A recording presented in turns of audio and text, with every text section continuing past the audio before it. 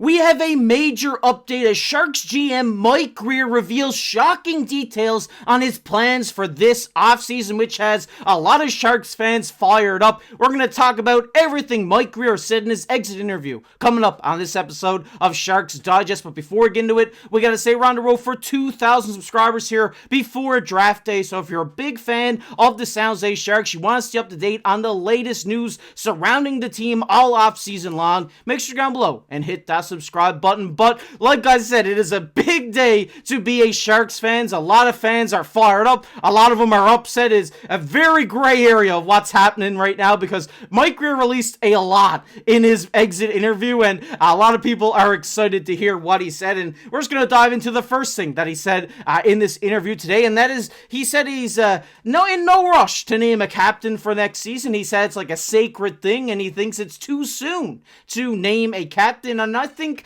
I have to agree with him here. I think we've seen a lot of teams, younger teams, name a young captain like a Macklin Celebrini in the past, and it has stunted their development. It has put a lot of weight onto their shoulders early on in their NHL careers. I think this is a very good decision by Mike Grier. I think, waiting till, I think Celebrini is going to be the captain of the future. There's no doubt about it, but I think waiting till he's a bit older, a bit mature, he's established into the league, and you're not going to hurt him by putting the C on, is definitely the way to go about it. Maybe you slap an A on his chest, and it gives him a little bit of an extra boost saying, hey, I'm an assistant captain. That's pretty cool. I think a lot of kids grow up dreaming about being captains and assistant captains in the NHL, and I think Macklin Celebrini definitely has this dream as well. So I think graduating him to an A before the C is definitely the best bet. I mean, we just seen it with the Toronto Maple Leafs where they didn't give Austin Matthews the captaincy too early. They waited till he was experienced and a great player, and we see how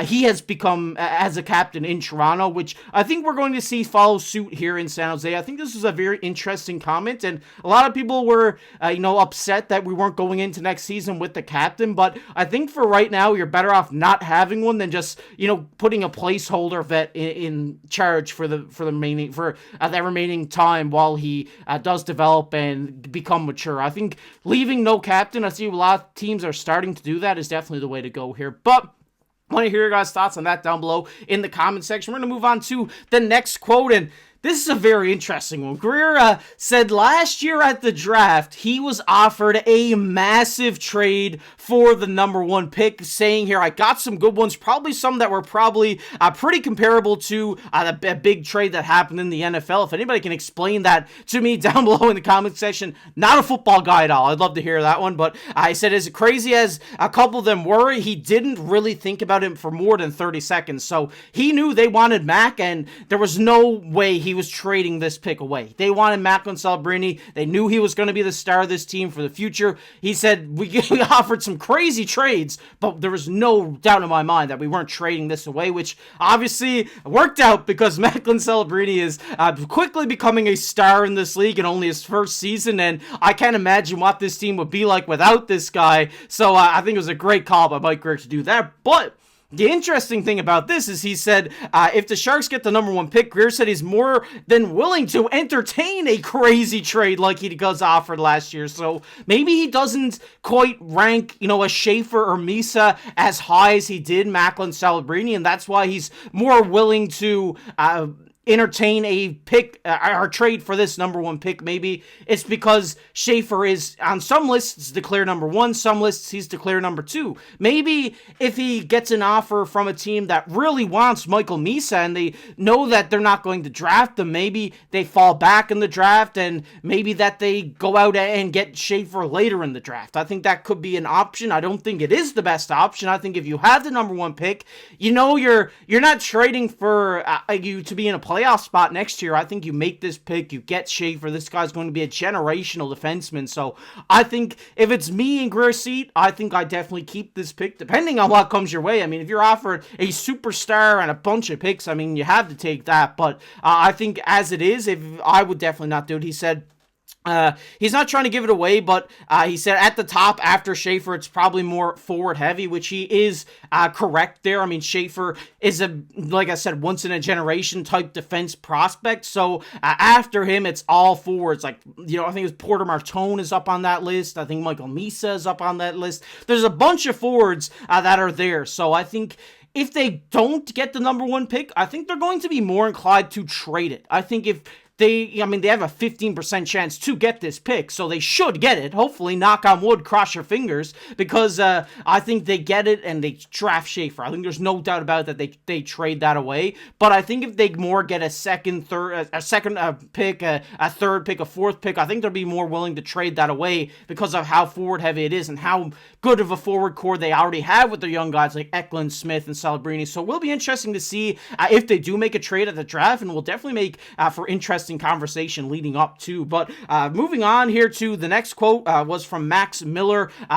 Great follow on Twitter as well. All those other tweets from Sheng Peng, another great guy to follow here on Twitter if you are a Sharks fan. He says, Grier once again says he will be active in free agency, continues to emphasize that they're not going to do anything crazy. So maybe that takes the rumor of the Mitch Marner contract out of the situation, but who knows? It could still happen. He said he's not going to go crazy, but I mean, this team, I believe, still has to spend $20 million to reach the cap floor, so they're definitely going to have to be making a few signings coming this offseason, so that'll be interesting. Maybe the Mitch Marner one is out of the conversation right now, but nobody knows. That could change next week with the way things happen around hockey. So that's definitely going to be a fun one to talk about leading up to. And just a little sneak peek at what we're looking for at top guys. These is ranked by point getters throughout UFAs this season. You got a lot of guys there like Tavares, Granlund. It would be cool to see him back in a Sharks uniform, no doubt about it. Nikolai Ehlers is a guy I really look at, and I think if you go out and spend $8 million to bring him in, I think that would be a very interesting signing. But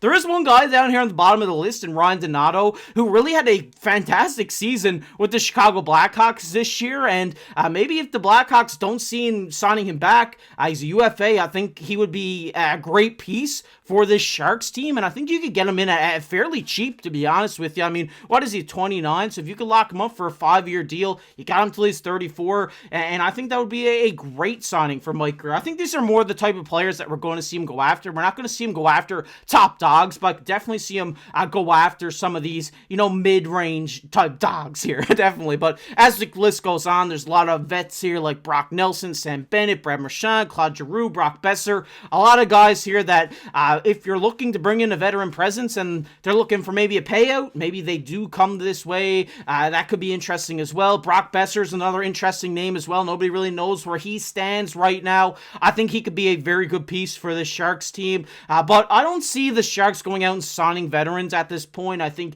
they want to add to the young core they have. Maybe they go out, get some established forwards, like some 25, 26-year-old guys, lock them up till they're about 30. I think that could be a very interesting option for Mike Grier, but it is interesting to hear that he's not going to go crazy in this free agency for sure. But moving on here, Grier said he's looking for probably more of a veteran option in the crease, so saying he's going to be active in free agency, but not going to go crazy. So he's not going to go out and sign a number one goaltender because they want Askarov to be their goaltender of the future. Obviously, it's from Sheng Peng as well on Twitter. They say they're looking for an older, experienced option to kind of complement with Askarov and help mentor this guy through his first full season of NHL hockey. And I went for another quick sneak peek. I love a sneak peek on the free agency list, where these are some of the goaltenders that were cheaper, older options. And one guy that sticks out to my mind here is David Riddick. This is a guy who's played on a lot of teams and has a lot of experience being a backup goaltender and just being a goaltender in this league.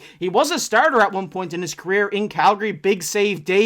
Everybody knows Dave Riddick. I think this guy could be a very good signing. Maybe you pay him a bit more than another team would just because of how much cap space you have. Just so he comes in, he knows his role. He knows he's not going to be a starter, but he is going to be competition for a young goaltender in Askarov. That's the guy I'm looking at here. You also got Alex Lyon, James Reimer. I mean, he's 37 years old. I don't know if he's going to be coming back to hockey at all, but There are some great options here for goaltending, no doubt about it, and it's definitely going to be interesting to see what they do here in the offseason. We're hearing some, some of these details being revealed today that this is his plan. He's going to be active. He's not going to go crazy. He wants a veteran goalie option, and these are just the initial thoughts for him after the season ends just a couple of days ago of what he needs to do to reshape this team into the team he wants. So this is very interesting stuff. Want to hear your guys' thoughts down below in the comment section. What players do you think that they're going to sign here in the free agency? Love to hear them down below in the comments section. What do you think they're going to do at the draft? Are they going to trade this pick away? Would you be happy to hear that? I don't think I would. Let me know down below. And if you got this far into the video, let me know who you think's going to win the Stanley Cup this year. I know the Sharks are out, but I want to hear your guys' thoughts. Who you think's winning? Let me know down below in the comment section. If you enjoyed this one, leave a like on the video. Subscribe to the channel as always. But as always, I've been your host, KC. We'll catch you in the next one.